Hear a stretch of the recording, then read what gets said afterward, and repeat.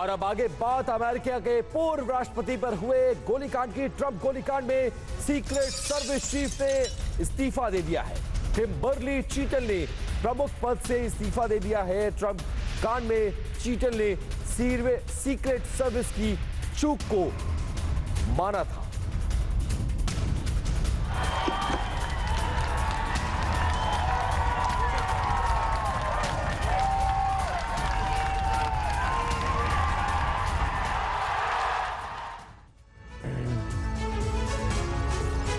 इस बीच खबर यह कि युद्ध का एक और फ्रंट खुल गया है। कुरील आइलैंड वो जगह है जिसके चलते रूस और नाटो में जंग हो सकती है। जापान ने विवादित आइलैंड कुरील के पास ब्रिटेन और इटली के साथ 4 दिनों का युद्धाभ्यास शुरू कर दिया है। इस बात से न सिर्फ रूस बल्कि चीन भी भड़का हुआ है। चीन तो जापान और दक्षिण कोरिया के पास युद्धपोत तैनात करने जा रहा है। तो सवाल यही है कि क्या पूर्वी एशिया के समुद्र में जंग की बड़ी आग अब भड़कने वाली है? रिपोर्ट देखिए।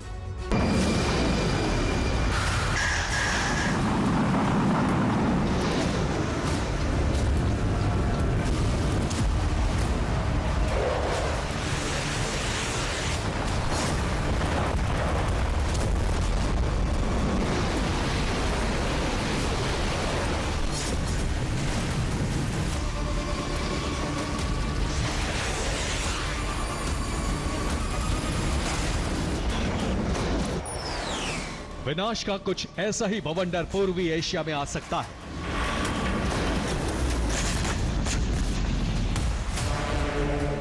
तीसरे विश्व युद्ध का फ्रंट पूर्वी एशिया में भी खुल सकता है। पुतिन, जिनपिंग और किम के गठबंधन से पूर्वी एशिया में भी खतरनाक समीकरण बन गए हैं।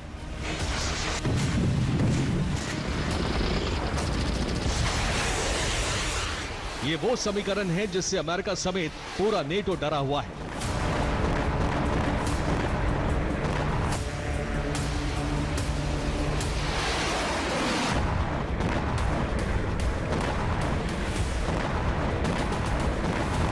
नेटो के इसी डर का परिणाम है कि अब उसने रूस के पास युद्धाभ्यास शुरू कर दिया है।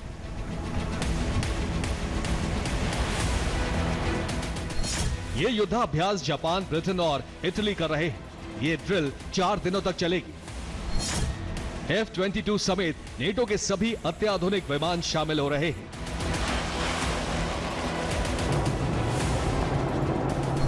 नेटो का यह युद्धाभ्यास रूस, चीन और उत्तर कोरिया को सीधी चेतावनी के तौर पर देखा जा रहा है।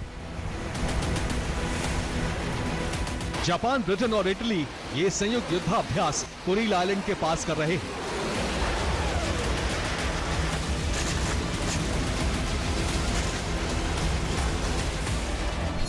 वही कुरील आइलैंड जिसको लेकर रूस और जापान में विवाद है। रूस और जापान दोनों इस आइलैंड पर अपना दावा जताते हैं। फिलहाल कुरील आइलैंड पर रूस का कब्जा है।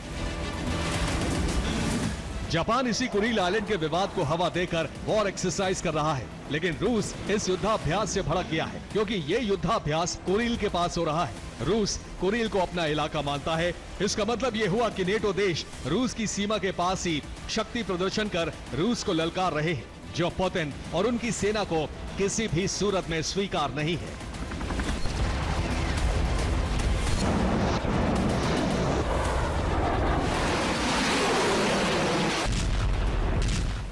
पूर्वी एशिया में नेटो की आक्रामकता बढ़ी तो चीन ने ताइवान में हो रही एक्सरसाइज को रोक दिया। चीन पूर्वी चीन सागर में जापान और दक्षिण कोरिया के पास एयरक्राफ्ट कैरियर और युद्धपोतों को डिप्लॉय करने जा रहा है। इतना ही नहीं, चीन ने एक बार फिर से J-20 लड़ाकू विमान की नुमाइश कर अपनी वायु शक्ति का प्रदर्शन किया है।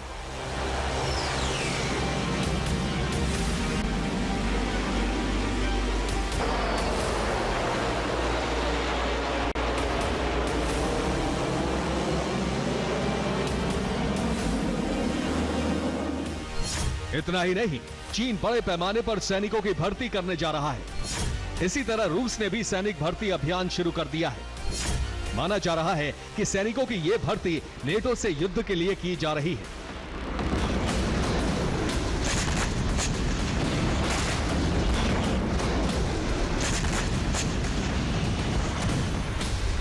जाहिर है नेटो हो या रूसी गुट, दोनों हर मोर्चे पर एक दूसरे की घेराबंदी कर रहे हैं। ये युद्ध से पहले की डिप्लॉयमेंट है जो इस बात का संकेत है कि किसी भी फ्रंट पर नेटो और रूसी गुट में तीसरे विश्व युद्ध की शुरुआत हो सकती है। Bureau report, TV9, Bharatvarsh.